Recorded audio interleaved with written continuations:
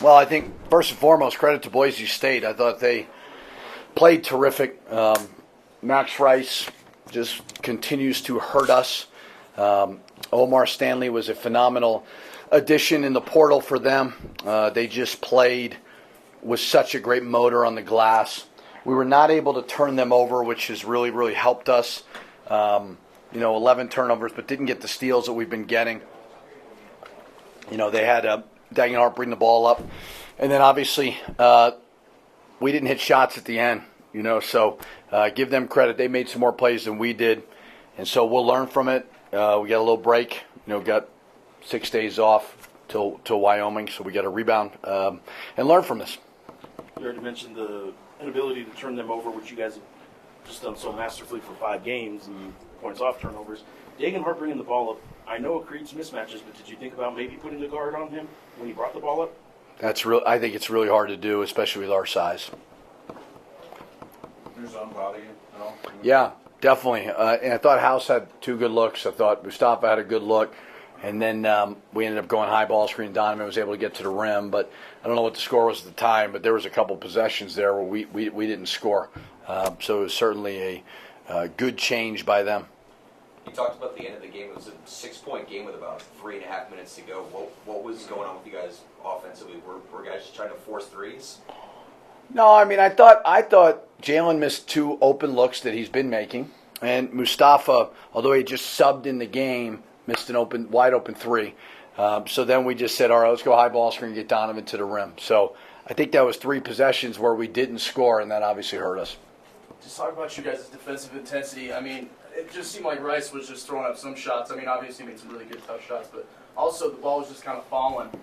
Just kind of talk about your defensive performance. Yeah, I mean, it obviously was not as good as it's been. In that 5-game winning streak, obviously we were phenomenal, and we took a step back. They did a good job of slowing the game down. They did a good job of not letting us speed them up. So give them credit for that. And we were right there. We were right there, even with not playing great. But they're a tough team. They're a disciplined team, and that type of style can translate on the road. Do you think they really hit, like you guys would gain momentum and they just come down and just kind of deflate you with some shots? I know Max Rice certainly deflated us with some shots. Abo deflated us as well in the corner.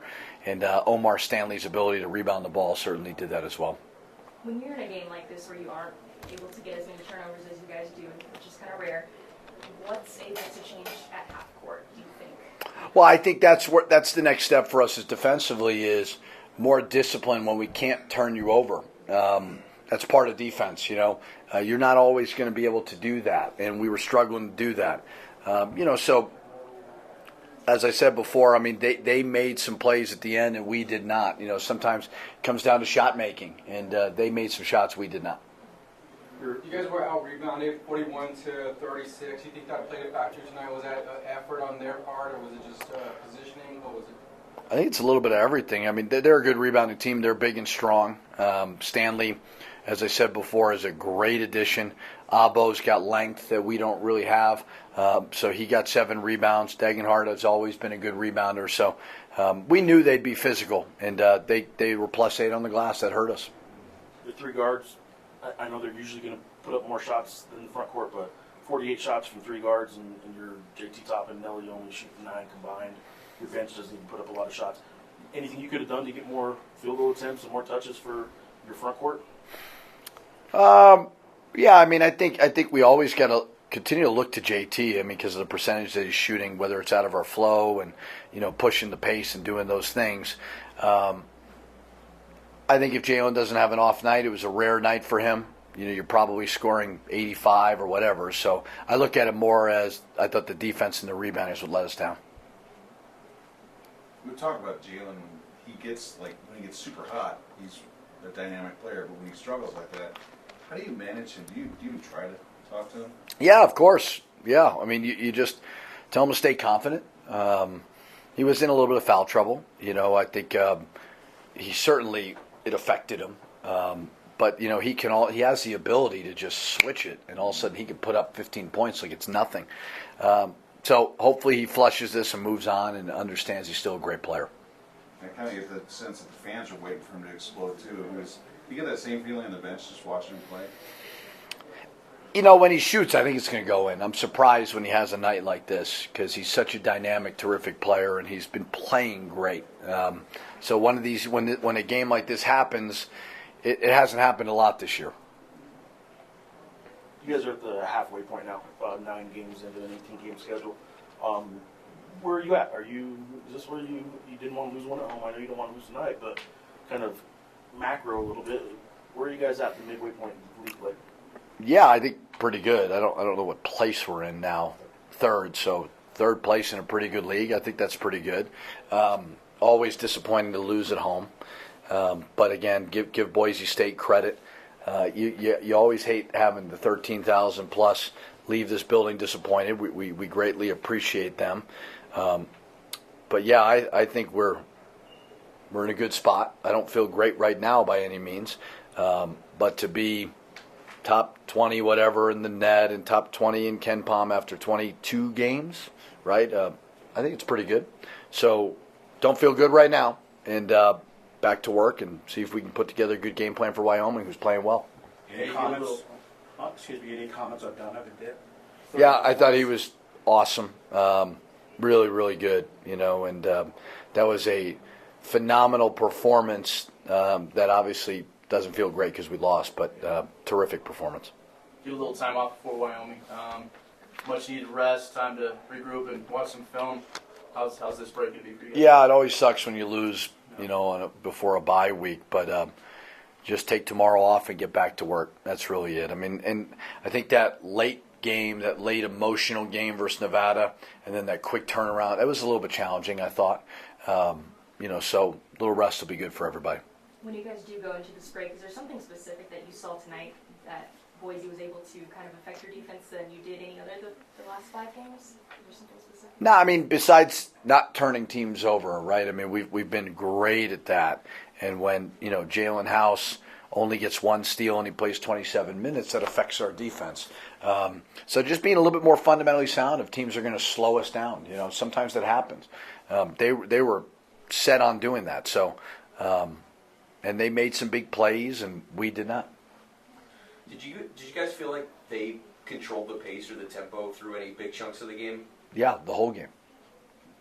You talked a lot about enduring the 1-game losing streak and how there's 13,000 people walking out of this building probably thinking the roof's caving in, but just managing the highs and lows. Is this just an example of brush it off and come back?